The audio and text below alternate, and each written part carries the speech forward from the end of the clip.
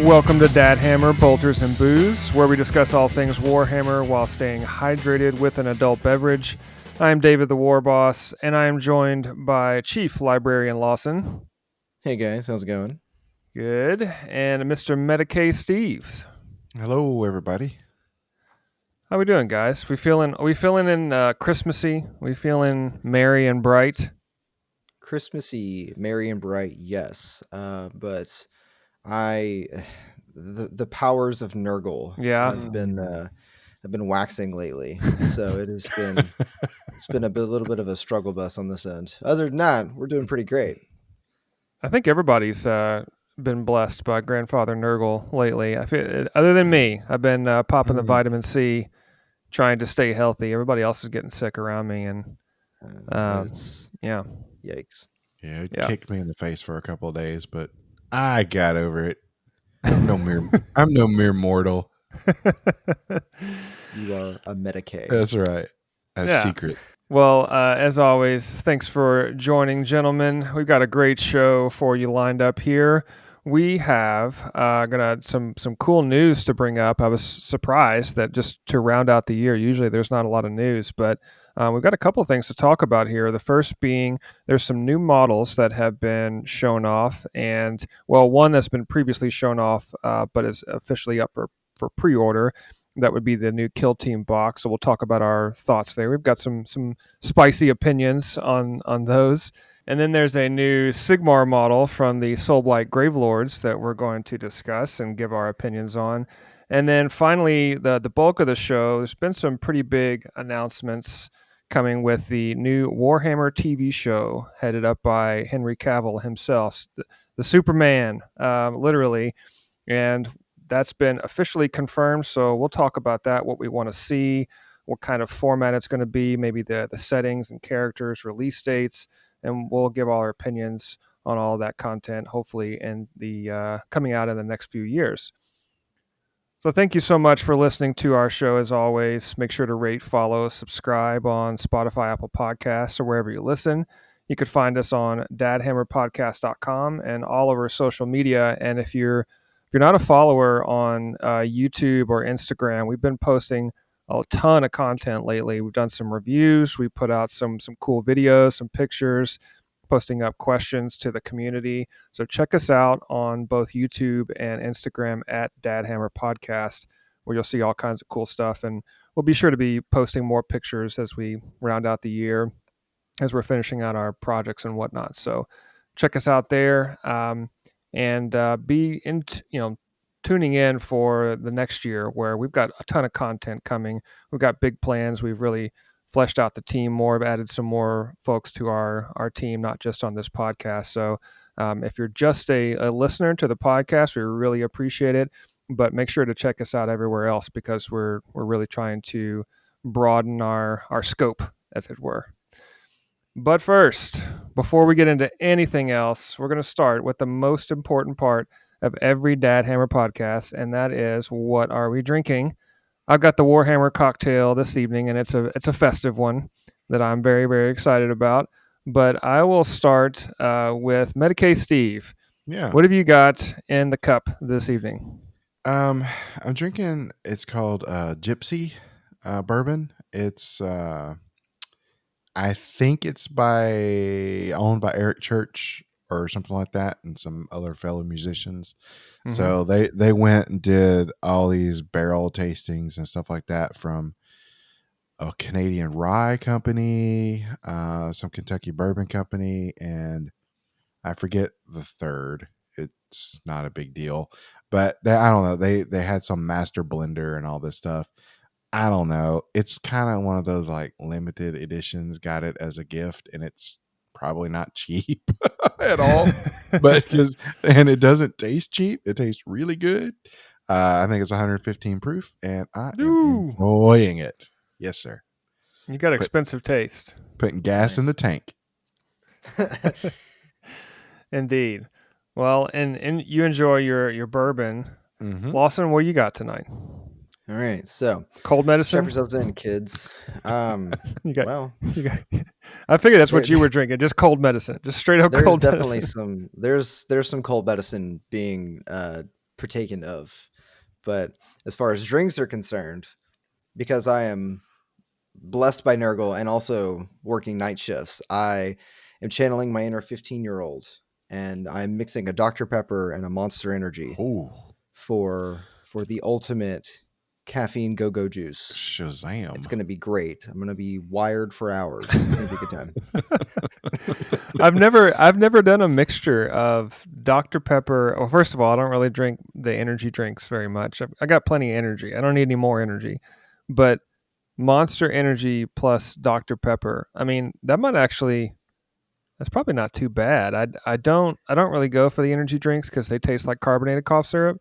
But but Dr. Pepper I can do. So I wonder, mixing the two. It depends on the energy drink you choose. So just as an FYI, be careful of the one you choose, because if you go the standard green Monster, it's very citrus lime. It quite honestly, you're drinking battery acid. That's about what it feels like. It's like Mountain Dew if Mountain Dew was way more acidic. So you could pair those together, but then you're just drinking actual acid at that point. So yeah, I've never had battery acid, so I wouldn't know what to compare it to. It's an interesting time. Okay, PSA: don't drink battery acid. Not a good look. All right, well, I mean, that will definitely keep you awake, so that's exciting. Well, I don't have anything with caffeine in it, but I've got something with a whole lot of dairy and sugar in it. 'Tis the season. And I make a cocktail I found online many years ago that is it's just called online a peppermint mocha cocktail. But it is delicious. It's wonderful. And it, like all things at this time of year, it's incredibly healthy. I'll say that with a heavy dose of sarcasm. But this one is a delicious cocktail that I am calling Gazgul's Little Helper. And it's something that I intend to have every single year around this time on this show. So it is made with 3 ounces of Peppermint Rumchata, which is I'm all into the Rumchata. I've had the pumpkin spice Rumchata. I've had a s'mores Rumchata. Now I've got the Peppermint Rumchata. It's a great drink by itself. But 3 ounces of that, 1 ounce of vodka, 3 ounces of heavy cream, yes, heavy cream, and 1 tablespoon of chocolate syrup. So you get all of that in your shaker. You shake it up for about 5 seconds or so as not to water it down. But the other thing that you do with this is that if you're feeling a little extra fancy, you get some simple syrup. You take your cocktail glass and you roll the rim of the glass in the simple syrup, and then you crush up some candy canes or peppermint, and then you put that on the top, so it rims the glass with crushed peppermint, and then you got your drink in there. Oh man! Do you want to throw some butter in there or something? I mean, it's a heart attack waiting to happen. And the other thing is, if that really makes 2 drinks. So this recipe makes 2. Okay. So what you do is kind of like the milkshake thing when you go to like a Rockabilly restaurant or something, where you order a milkshake and then they give you the extra little tumbler, that comes in. So it's almost like drinking 2 milkshakes. Yeah, this is kind of like that. You make your Gazgul's Little Helper, and then you have some leftover that you could technically make 2. But then when you drink that, and then you just, after drinking 2, you're reminded of how much heavy cream you've also had. Just ready for bed. You're also not helping Gazgul very much after your second one. No, you're just, it's a little helper, right? It's just helping him a little bit, not a lot. I don't think you're helping him at all. We're not even at Macari level here. We're like on the side. We're like a squig on the side, a really fat squig that can't move. So then your usefulness is the extent of a squig. You're picked up and thrown at the enemy then. Yeah. Okay. All right. I mean, well then, yeah, you're doing great. You're helping out. Everybody's got a job, right? Your sofa squig. It's sofa squig. You're like an ottoman. Or as my 5-year-old calls our ottoman, the couch table, because that's where he puts things. He want to put his drink down or something. You put it on the couch table, not the ottoman. That's a weird thing to call it. That's genius. Yeah. It is a couch table. Yeah, That's couch true. table. That's right. Well, you could put your Gazgole's little helper on a couch table, Mhm. along with your feet and maybe your head later if you drink Yeah. too many. But all right, gentlemen. Well, you enjoy your drinks. I am already in the Yuletide spirit. Cheers and bottoms up. Cheers. Cheers.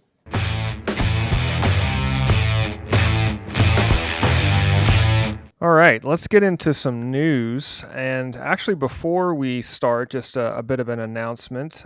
This will be our last show for 2023.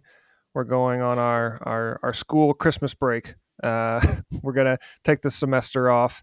And by semester, I mean really just a couple of weeks. But we'll be back in January. And hopefully, you're going to be able to spend some time with your friends and family and enjoying that, and we will be doing the same. So this will be the last one for this year. But again, please check out our other content channels, YouTube and then Instagram, of course, where we just have all kinds of stuff out there. We're putting tons of videos out, and be on the lookout for some new content in the next couple of weeks. So I just wanted to put that out there.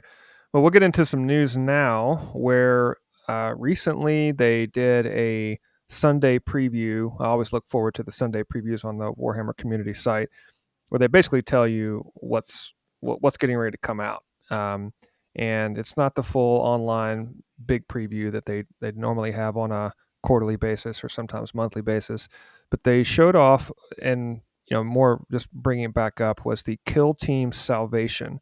So this is a new Kill Team / Kill Zone box set that they had showed off during the last online preview, and we had given some thoughts then. But now that I see it, in larger pictures, and they're really starting to announce it, first I'll hit on the actual Kill Team Salvation, which has the Space Marine Scouts and then the Striking Scorpions.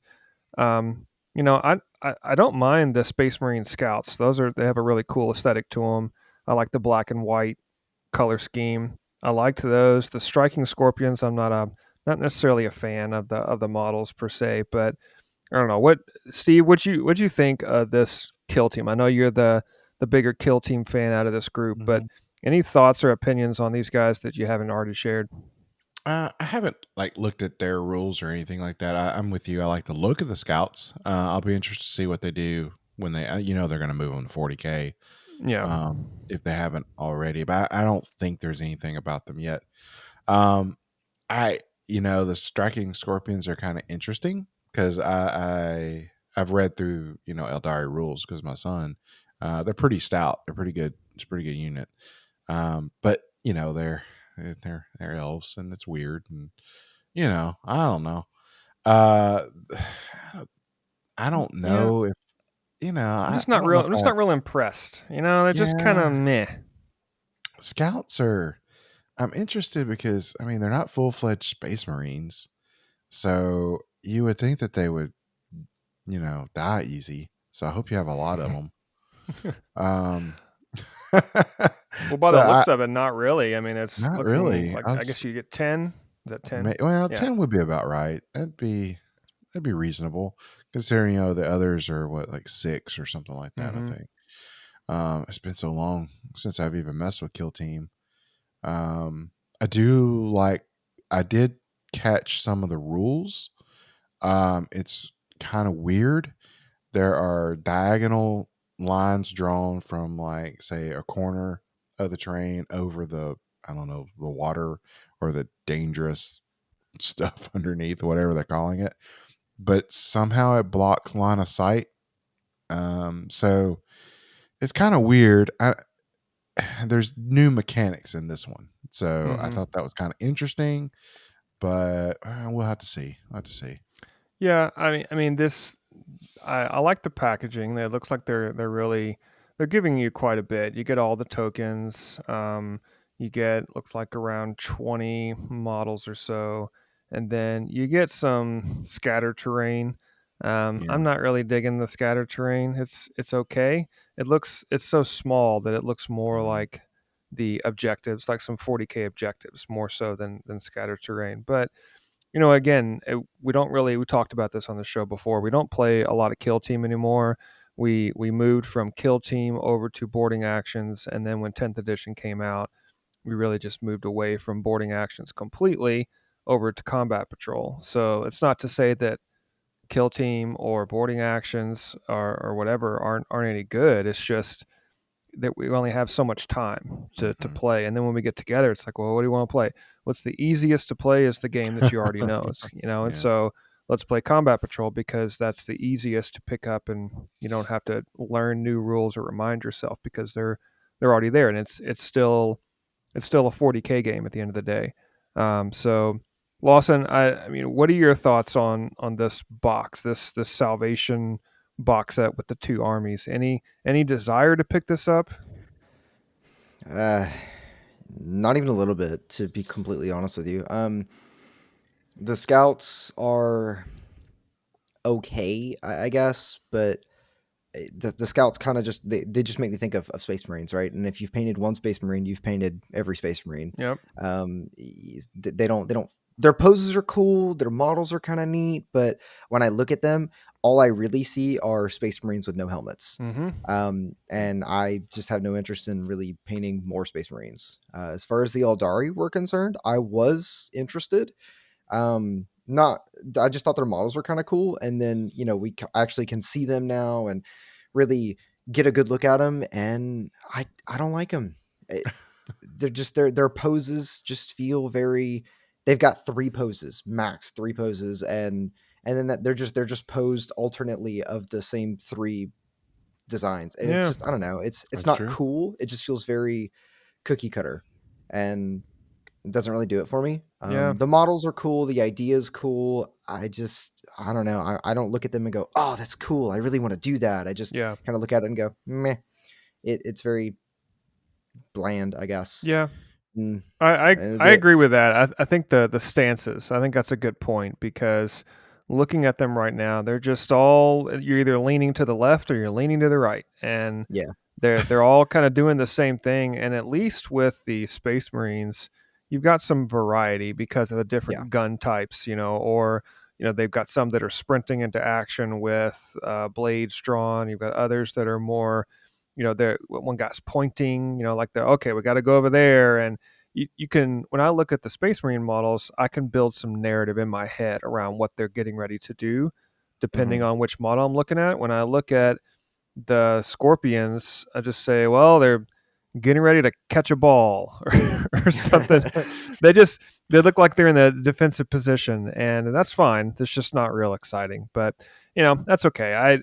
Somebody's gonna love this stuff and really get into Kill Team, and they love both of these squads. I did want to move over to Steve. You touched on it a second ago with the water, but the terrain that is sold. Well, I guess you can buy it separately, that comes in the new kill zone beta decima. I believe that's how you say it. And I I don't mind the industrial look. I mean, I've got some terrain that looks like this, but this setup, I just not, it's not doing anything for me. It still looks like a bunch of park benches. I know it's not meant to be that. It's supposed to be more like scaffolding, and you're looking at it from a higher level. But the the surface or the board that they are selling here, that's supposed to be the scaffolding with some water in the middle, just looks like Mhm. a bunch of, it's like a giant ashtray. So it looks like park benches around a really big ashtray, and um, it's not impressive. I've always Mhm. thought the other kill zones that they've released were cool. Like they had a really cool aesthetic. I think the orc one with all the orky terrain. Of course, I'm biased with orcs, but even then, some of the other kill zone stuff in the past has been really really cool. I just don't. This is not doing anything for me. Like Steve, I know, we've talked about this in the past, but are you getting any like, oh man, I gotta have this kind of vibe from this? No, and I don't think you get this terrain with the box set. I think you get the two teams and the scatter terrain, but I think you still have to go and buy this separate. Unlike the other, bigger season box sets. I could be Mm-hmm. wrong. There's no way I would buy this. Um, I just everything else I have, I can use in 40K, right? So I can't imagine a place where I would use this at all. Um, it just doesn't work for Mm-mm. 40K. It doesn't like fit all the rules as far as concealment and cover, and I don't know. It's just it honestly seems cheap, and I guarantee you're gonna pay a premium for it. It fits Well, for some. I get yeah, it. and you can't even put this stuff on top of something else. I mean, the No. only thing I could see taking it and putting it on top of some of the other buildings or something that I have. You could stack it on top of one another and almost make Mhm. it look like an actual scaffolding. Like somebody's washing windows or something. But I I just don't. I, I I don't know what you would do with this other than cut it up and use it on the bases for some other larger terrain pieces. I mean, that would actually be okay. You could cut Yeah. all this stuff up and make it more of a destroyed look. But the way that they've sold it, and I never like buying a kit and then immediately carving it up and making it Mm-mm. kit It's hard bash for right out of me. the box. I feel like I've wasted my money sometimes. It just depends, right? It depends on how cool the end product is. But I wouldn't want to buy this box with any type of extra rules or modes, included in the set, only to carve it up and throw it on the base of a larger terrain piece. And now I'm spending close to $300 for a building. That just doesn't make sense to me. So, It'd be kind of yeah, cool if you could incorporate this somehow with like say boarding actions. Like you go through the hallways of a ship and it opens up into a big hangar and these are like yeah, gantries or something. I But could see you'd that. have to write in some rules, maybe some sort of white dwarf thing. But that would be the only useful thing in my book for me, man. Yeah, I've got enough terrain to do kill team. I don't even need this. And eventually we may talk about the new White Dwarf magazine that's out, and it's got some cool they've already progressed past this with some new kill team rules. hmm So I don't know. It's just not for me. yeah. I mean, maybe they'll do some more scenarios and stuff with this, Mhm. but to me, it almost feels like an afterthought, and maybe that's why they released it towards the end of the year because most everyone has already gotten their Christmas lists out, and people have bought gifts, especially from if you had to buy it online or something. Hopefully by now you've already gotten it, but um, this is going up for pre-order towards the end of the year, so maybe they're just trying to scoot it out the door in hopes that somebody will buy it, maybe with some with some Christmas money or something in January. But um, well, I'm always I'm still encouraged with the new models. Towards the end of the year, it's always nice to see. I'm glad that they're pushing out more content, gives somebody else that really enjoys either of these two types of armies and kill team something to look forward to, which is always a good thing. So hopefully we'll get some new releases going into January, but for the end of the year, this ended up in a little bit of a whimper. And there's one other model that we can talk about briefly, which was the Fang of New Lamia, which was an Age of Sigmar Soulblight Gravelords model. Which, I mean, there's not a ton to say about this. I think it's fine. Lawson, as the Soulblight Gravelords fan, what were your thoughts on Snake Lady with the giant snake kind of petting the snake? Yeah. Um, Well, first of all, I prefer aficionado, not fan. okay. But that's okay. Uh, to, if I had to sum it up, it's a female Voldemort. Um, Oh yeah, that is a Nagini. good way to explain it. Yeah. Yeah, That's cool. yeah. It's a cool model. I think the idea of it's pretty neat. It feels a little out of place, kinda. As far as soul blight gravelords are concerned, there are no snakes. They deal with undead stuff, not with snakes. So Maybe it's an that's undead snake, okay. Well, now I feel like we're grasping at straws. zombie snake. Um, that is there. There's a lot less flayed flesh and bone protrusions for it to be an undead zombie snake.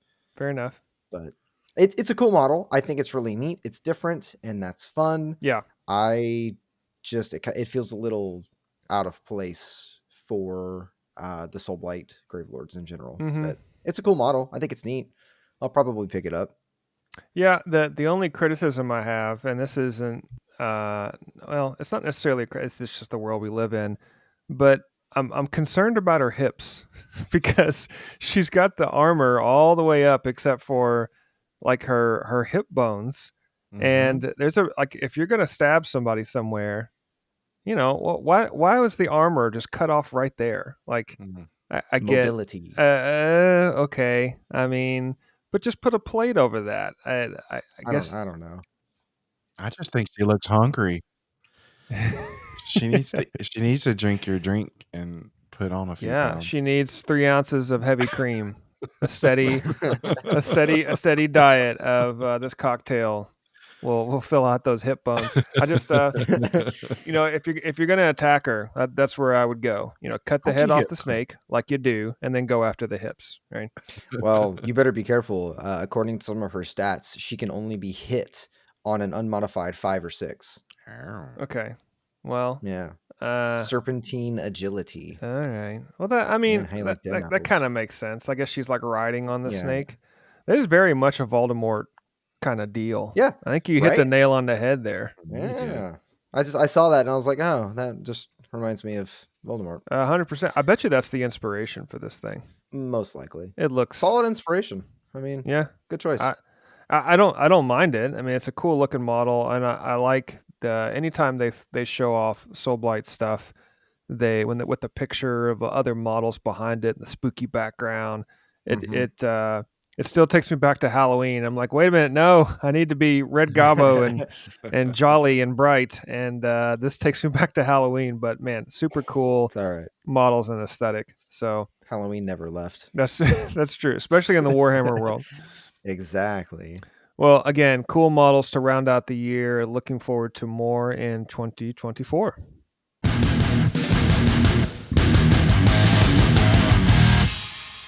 All right, let's get into the big news topic that just recently dropped. And I mean, I would say it's something we already knew about. This is the Warhammer TV show / movie that was announced when Henry Cavill departed from The Witcher and that controversy there, Superman, Witcher, all this kind of stuff. But it is known, at least in the Warhammer nerd world, that Henry Cavill is a huge Warhammer fan.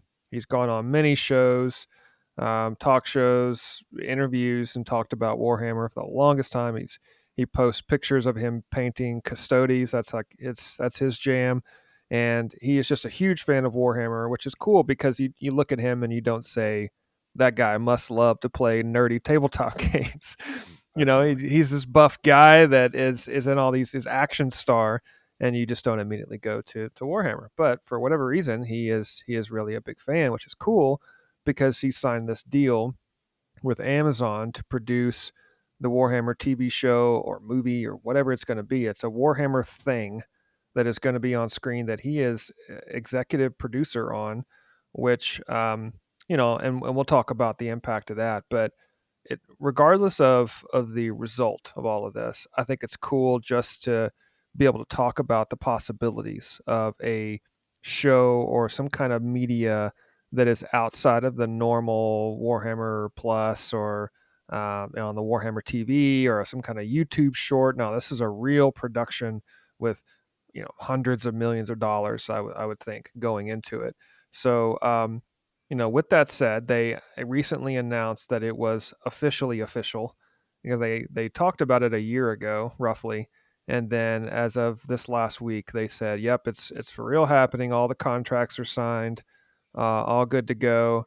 And they are now writing. They're in the writer's room starting to create the content. So safe to say it's going to be a little while before we see any end result announced on Amazon or trailer of any kind. So I'll start off here just asking the question, Steve. This is something we've talked about, for several months now, but we mentioned it on the podcast previously. But I'll start off with the first question. Just what, pie in the sky here. What do you want to see from as far as like content? What kind of just visual or story, or really if you could just pick whatever you wanted, what do you want to see out of this announcement? Oh, I 100% want Eisenhorn. Because if you go down that road, you can go into the Ravenor novels. You can go into the Beckwin novels. And if you haven't read these books, I would highly suggest them. And I think, in my opinion, you could hand someone who doesn't know anything about Warhammer the Eisenhorn series. And if they're an avid reader, if they like adventure, mystery, semi horror, whatever, they would like these books and would never have to know a single thing about 40K. I think you can, it's an easy place to start. It's very digestible. It's like 007 in space with demons and just, nice, gritty stories. I think it's a good place to start. I think you could hook a lot of the audience that way. My other one would be, and I actually would, I'm probably more 100% in for Gaunt's Ghosts than maybe Eisenhorn because military stuff is not too hard to sell, and these guys, that's all it is. It's just a war story, and you know there's so many books written in that series as well. It would be easy to kind of keep on going, and you can get the atmosphere. You could sprinkle in Space Marines because they are in the books just a little bit. They're talked about. Everything in 40K, as we talked about before, Space Marines are kind of mythical entities. People know about them, but the vast majority of people have never seen one. Even an Astra Militarum guy, they've never seen a Space Marine, perhaps, but they know they're out there. So I think you can kind of throw those in there and get the world ready for what the what that's all about. But I think that's a good place to start. Is that too safe though? Like, I mean, Mm, the war story, right, has been done, yeah. and Yep. there's of course, as the saying goes, there's nothing new under the sun, right? You're always going to borrow from Hmm. something, but do they try to come out and really differentiate themselves from any other content that's out there? Because you risk going too Yeah. far, right? You Yeah. risk if you try to do something too different and too new with a topic that 99%, 99.9% of the population has no clue. Like Warhammer, what is that? I Mm, mean, so do you come out with something so over the top, and which would be maybe Space Marines or something that, oh mm. yeah, Halo guy, I've seen that before, right? And or do you go to something that's more familiar? So, Lawson, do you think maybe just someone who's been in this game longer than either Steve or myself? Do you think something like Gaunt's Ghost or Eisenhorn would that be too safe? Would that be almost too familiar for people that are looking to watch something new? I think the I think yes, but also no. It is a bit of a safe card, but I think honestly you need to play a safe card. You have to ease into this. If you jump in feet first, then you run the risk of doing something like what they did with the Halo TV show, Mm. which Oh, they made, and I'm gonna be it was bad. It was really bad. It just the idea was good, just execution was just really bad on that one. And that's what you don't want that. You don't want to just commit really heavy to a bunch of space marines with demons and weird warp entities and chaos marines, and then now you've overcommitted. And how do you one up that, right? So if you just come out of the gate with this huge thing, how do you top it for the next movie or for the next season or whatever? If you start with something simple but still setting the scene like Gaunt's Ghost, it's not gonna land as heavy, right? So it's like, for instance, I'd love to see a bunch of Space Marines. I think that would be really cool. But I think Gaunt's Ghost is a good place to start because you're gonna say, "Hey, here's this Warhammer thing," and people are gonna go, "Okay," and they're gonna watch it and they're gonna go, "Okay, this is neat," and it's gonna kind of set the mood and set the scene. You sprinkle in some Space Marines, and then as you grow, making more movies or maybe more episodes or seasons or whatever, you can add more Space Marines, or maybe now you introduce some chaos demons, or maybe now you introduce like some Tyranids or something. So you can always build upon the very simple foundation you created. You gotta give people enough to want to come get involved, but you don't want them to feel like they're drinking from a fire hose, but you also don't want to just try and do this really cool thing and then fail. Because that's the thing. If you do something safe but okay, great. You can always build and improve. If you release something that you tried to do something new and it just flops, no one's going to come back. It's very difficult to fix a bad impression. And if you leave something that's a bad impression, salvaging that is going to be almost impossible. Yeah. So I safe bet is okay. I think the other thing too, though, is that if they play it too safe, then they run the risk of being irrelevant. They're just going to get lost in the sea of all the other content that's out there.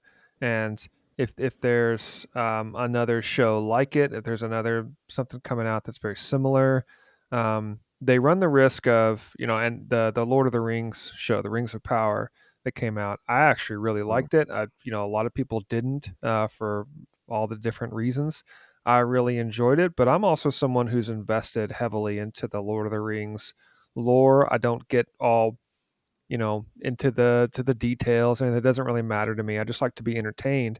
And the only I guess for me, the downside for the Rings of Power show was that it did a lot of story building, a lot of character development for several episodes before you really got into something that hooked you.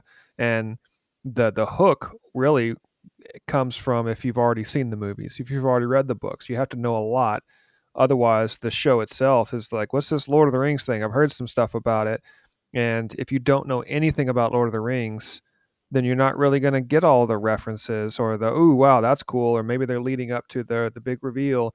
And with Warhammer, I wonder that if they come out with something like Gaunt's Ghost and they play it a little too safe, then I'm thinking as a Warhammer fan, I don't want them to play it safe. I want to see something crazy that I haven't seen before, and that I'm not aware of. A new character, a new race, a new, I don't know, some just new. I want to see something completely different than I'm used to, but that for the new fan, the potential fan that's never heard of Warhammer, you got to get something that everybody that sees first, which is the Space Marine. So I really don't envy the position of the studio trying to develop this, because you, people are going to be mad no matter what. They're just going to be Yeah. mad, and that there's going to be huge amounts of hate for the show, no matter what they do. If they come out with all Space Marines and and they get all the casual people to love it, well,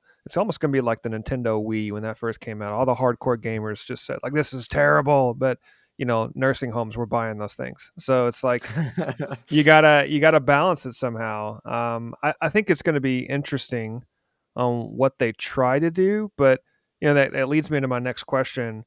Should this be an episodic type TV show, like a real TV show similar to the Rings of Power? Talked about that, or any other show on Netflix or Amazon that's come out that's stretched out over time? Do they release it all at once? Do they do it once a week, or should this be a one-shot movie? Steve, what are your thoughts on it being a TV show versus a movie? It's too big for a movie. I think maybe later you could run into a movie, but that comes with its own problems. There was a sci-fi show called, was it Firefly? Yeah, Yeah. and that Yep. that had a big cult following, and then they went and made a movie called Serenity, which was a part Hmm. of that whole universe, and I just don't think it was received well. So I think you'll have to pick one or the other. I like what Star Wars has done with these new shows like Andor and all that coming out. I think you get, I mean, you're talking possibly 10 hours of content, and you can tell the story in a much better way. I think even if you got this movie at 3 hours, it's just too big. I mean, I'd love to see it. I'd love to see a big budget action movie, but I think it's just too much because you're gonna have to kind of trickle feed people, like Lawson said. You can't just shove it down their throat. You're gonna have to trickle feed this whole universe to people. I think people are gonna have to get used to what horrific planetary scale war looks like. I think they're gonna have to get come to grips with humanity is not like we see it now. I mean, everybody is just barely scraping by, and you're just kind of like a drone and cattle, And it's a very dark and horrific place. So I think you have to set the stage for that kind of horror, underlying horror Mm-hmm. in the universe as well. And I just don't know if a movie would do that. Like I didn't mind like the Riddick movies too much, like the not necessarily the first one, but the one with the I forget the name of them. The guys that were conquering every planet, they just wiped them out. Mm-hmm. But they were. Mm-hmm. I wanted to know more about those guys. Like wait a minute, you're just glossing over these dudes, and I feel like I would feel that way if a Warhammer movie came out.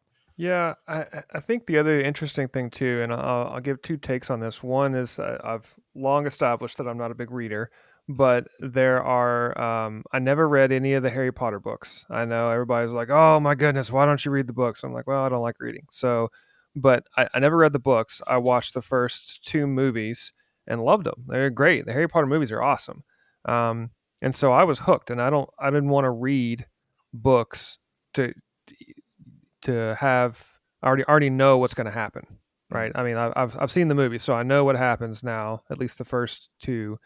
And so when they were coming out, and I just thought, nope, I'm going to avoid spoilers and avoid when the new stuff or the new books come out, and I'm just going to go straight to the movies and avoid all of that. And I did it without any spoilers. I didn't know what was going on, so I watched that whole series without knowing anything about the characters, and I never felt at any point that I was missing out on something. Oh, I want to know more about Professor Sprout. Like, no, I don't care. That's just Professor Sprout, But to Mm-hmm. people that have read the books, they want to know more. So that's one side. The other side is a book that I read called Ready Player One, and they came out with the movie. Steven Spielberg did it, and I remember when that was announced, and I loved Ready Player One. Mm-hmm. That's right up my alley. That's the '80s and all the gaming and all kinds of stuff all in it. And I loved that book. And when they announced it, I thought, "There's no way they can get all of this, all the big set pieces, the big fights, and the virtual reality stuff. There's no way they can cram all of that into a movie." And I watched the movie and I thought, it's okay. Like there was so much that they didn't do, that they Mm-hmm. completely glossed over. So on one hand, like ignorance is bliss. If you don't That is know, true. then you can watch a show or a 3-hour movie. And I'm like, yeah, that was good. I watched the Warhammer thing. I saw some stuff blow up, saw some Space Marines, and we move on. And I'm never I'm none the wiser, right? But if I've read the books or I play the game and I know something about Warhammer and they try to do a 2-hour movie and they gloss over all kinds of stuff, that's going to irritate people too. So I, you know, I I don't know if I'm going to be satisfied either way. That's the typical response, I think, of any nerd Too invested. and Warhammer fan. Yeah, it's like whatever you give me, I'm not going to be happy with, most likely. Mm-hmm. Unfortunately, that is the way of the mob. But Lawson, where do you come down on this? Are you more of the episodic or the movie type? I'm a little bit of both. I like to sit down and watch a good movie, but in this instance, I think that they would be a lot better off doing episodes. If you do an episode, then you have, like Steve said, you can take the time to build the world. Mm-hmm. You can take the time to tell the story the right way. You don't have to rush anything. You can actually have all the details, character growth, all that kind of stuff. And to kind of to piggyback off your Harry Potter thing, I watched all the movies before, and now I'm going back through and I'm reading the books. And to be honest with you, it's so much better reading the books because it fills out that detail. Because watching the movies, I had an opposite reaction. I loved the movies, right? But I also felt like the movies were lacking, like they didn't have enough detail that I wanted in the movies. And now I'm reading the books and it's filling in that detail. Mm. So for me personally, that could kind of go either way. I still think Mm-hmm. episodes are going to be better. They'll fill out the story better, tell the characters better, and set the scene a little bit better. But TV shows kind of suck sometimes when it comes to when it comes to action scenes Yeah. and stuff like that. The episode gets cut off. You have to wait till next week to see what Mm-hmm. happened. I don't like the stupid episode cliffhangers. They drive me nuts, especially when you're watching it week by week and you're like, oh, well, I got to wait 7 days to see what happens. It just so-and-so died. Nobody knows. And it's just, it kind of sucks. Well, I mean, they get Yeah. they get you on the drip, right? They want you to come Yeah. back and wait, and then to keep checking to see. Oh well, now I got to wait till next week, so I'm going to go watch another show. And that's what they want you to do. But Yeah. I think that if the other times that I've been, I don't mind. It's the binge watching thing. If they just release all of the episodes, or Reacher just started up on Amazon, which I'm a big fan of that show, and they're not releasing it all. I think they released 2 or 3 episodes up front, and then they release another one every week, which I personally like that better. I'm like, okay, good. I don't just have to watch one episode. I can get in and get my fix for the first 2 or 3, and then I have to wait. Don't mind that as much, and I don't have to. I'm not going to watch 10 episodes all on the first day. I'm not that kind of person. I might watch 2, but I don't really. 3 is like, oh, I got to go to bed, So typically, it's 2 episodes, and then I wait till the next day. So I could see them doing that. But you mentioned characters and the different types of personalities and the build up to those characters. Lawson, what kind of setting or characters would you like to see, if whether they did a movie or otherwise? I mean, what are we going for? All the special effects? Are we staying more human and Astra Militarum type of a vibe? Probably, I'd like to see all of it. If I'm being completely honest, I would want to see something that kind of covers all of it, and I know that's a pretty big undertaking. But so you think about it this way: you've got Astra Militarum fans, you have Custodes fans, you have regular Space Marine fans, yada yada yada. But you also have people who are Drukhari fans or Tyranid fans. I know this isn't a TV show about Tyranids, right? But as someone who plays both Space Marines and something that's not Space Marines, I do get kind of tired with the story exclusively being told from the perspective of a Space Marine or a Custodes or whatever. Sometimes I want to, what's it like being a Drukhari? What's it like being a Tyranid? Obviously they don't speak, but whatever.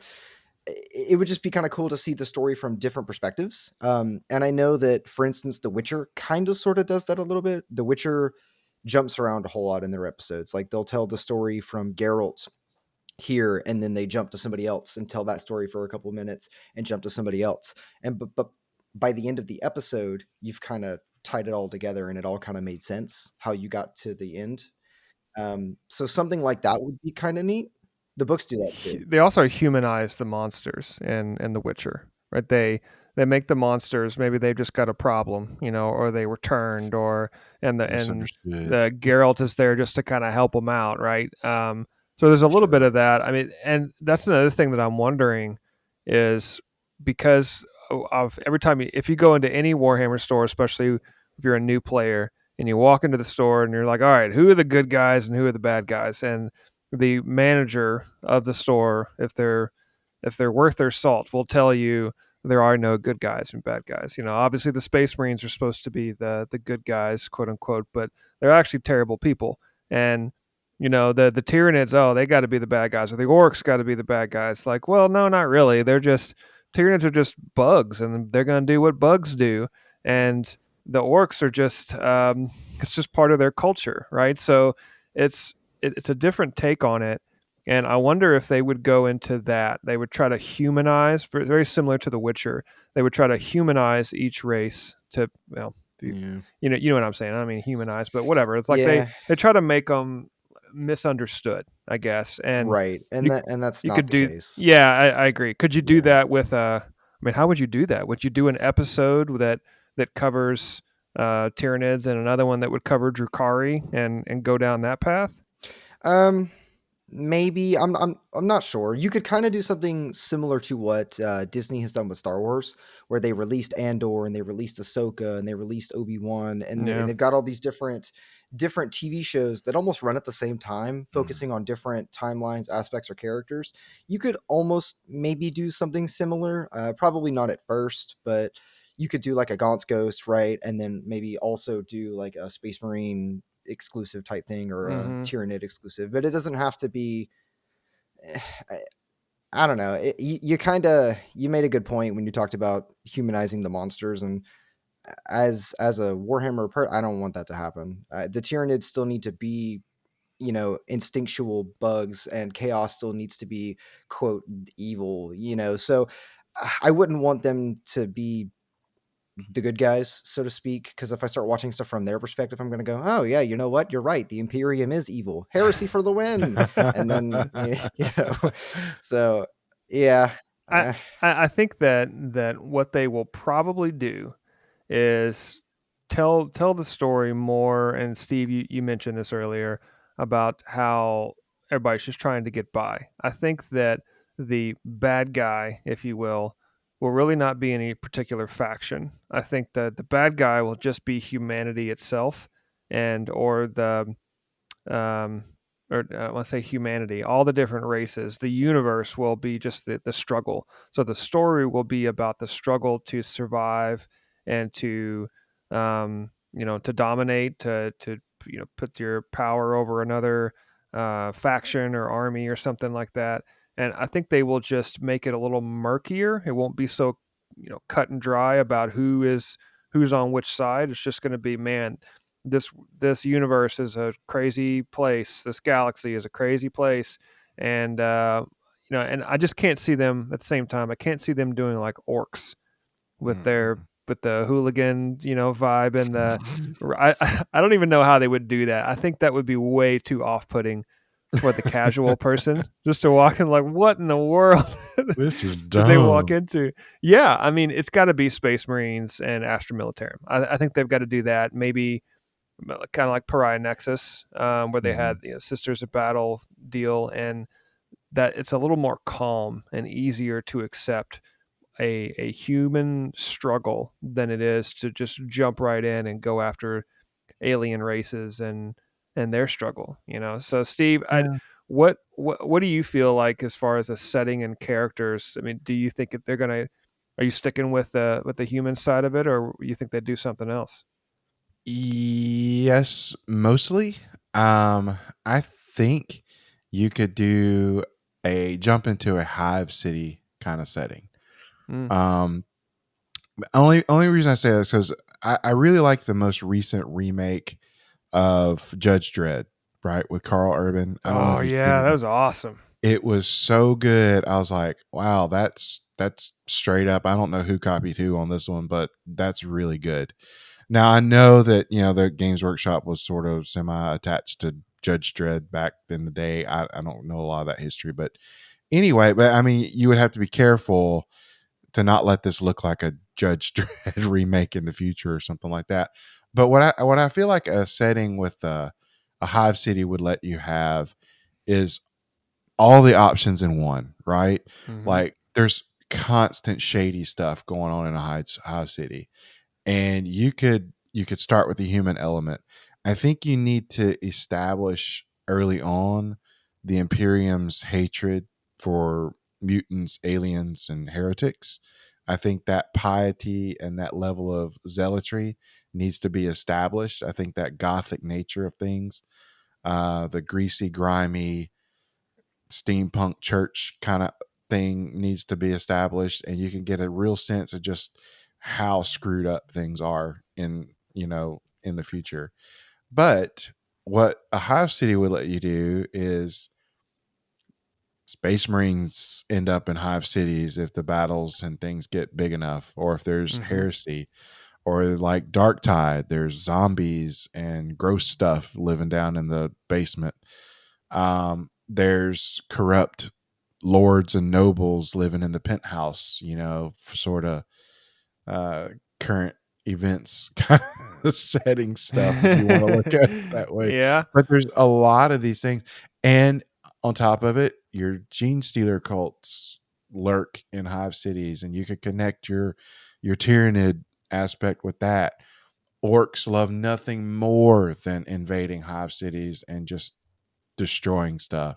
You could go to it. I don't know. It's a safe setting to pull stuff in. Yeah, and you create a bit of a grimy, Mm-hmm. dark type of a place for a hub world, for Mm. lack of a better term. And I think that it reminds me a little bit maybe of like cyberpunk, Yes. or the Blade other Runner. thing, or if you've ever seen the show The Expanse, that Oh had gosh, that so type good. of I loved that show up until the last season where they had to hurry up and finish everything. Yeah. I'm like, no, take your time, please. But it still worked out. But Mm-hmm. something similar to that, I think would definitely be cool. And there's so many directions this could go, and they could do Horus Heresy stuff because that's a cool story. They could just Yes. cover the first 3 books of the Horus Heresy, 4 books, whatever it is, um, and to complete that small story arc, at least the Mm-hmm. beginning, to set things in motion. They could go more the Necromunda route. They could do the alien infestation with the Tyranids, and kind of like with the trailer for 10th edition where they had the Oh Tyranids yeah. versus the Space Marines. That was really cool. They could do something like that. They could go Pariah Nexus. They could go Gaunt's Ghost and do Astra Militarum. There's some Hammer and Bolter stuff, or Interrogator Mhm. from the Yep. Warhammer Yep. Yep. Yep. Plus. That's more of a crime drama that doesn't really tap into Warhammer so much. It exists in its own, I think, but man, there's just so much, and I think at the end of the day, they're going to go with either Astra Militarum with some sprinkled in Space Marines, or they're going to go with full on Space Marines and some kind of battle with a Xenos race or something like that. I think the latter with the Space Marines and the alien invasion, I think that would capture more eyeballs because, like, oh, Mhm. what's this? This is crazy, versus the sprinkled in Space Marines with a human tale of woe from the Astra Militarum side. Um, Right.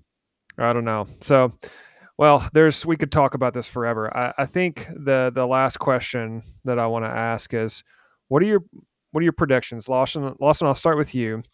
What are your predictions for whether this is going to succeed in epic fashion? Is this going to be a meh and then just go away? Or is it going to be a big flop right at the beginning? I think it could definitely go either way. At the moment, I think it's more kind of hanging out in the middle. I will say, I think with Henry Cavill being the executive producer, I think it's going to lean probably a little bit more toward success. Because I mean, let's be honest, when he was in The Witcher, he was very adamant about keeping it as accurate toward the books as possible. He cared about the written side and keeping it accurate to what was Mm-hmm. already present. So Mm-hmm. I think when whatever he ends up trying to create here, he's going to draw heavily from the lore and draw heavily from how it's pre-set up, maybe sprinkling in some new stuff. So I think that mixed with his track record plus his name, I think are going to set him up for success, and I think he's potentially going to do very, very well here. Okay. It, Okay. it could still flop if he's not careful, but I think he knows that. So in the middle, but leaning towards success. Okay. All right. Well, I think I'm gonna agree with you. I don't want to be too pessimistic about it. Like they're just gonna it's just gonna tank hard. I don't think that's gonna be the case. I think that worst case scenario, it's just gonna be okay.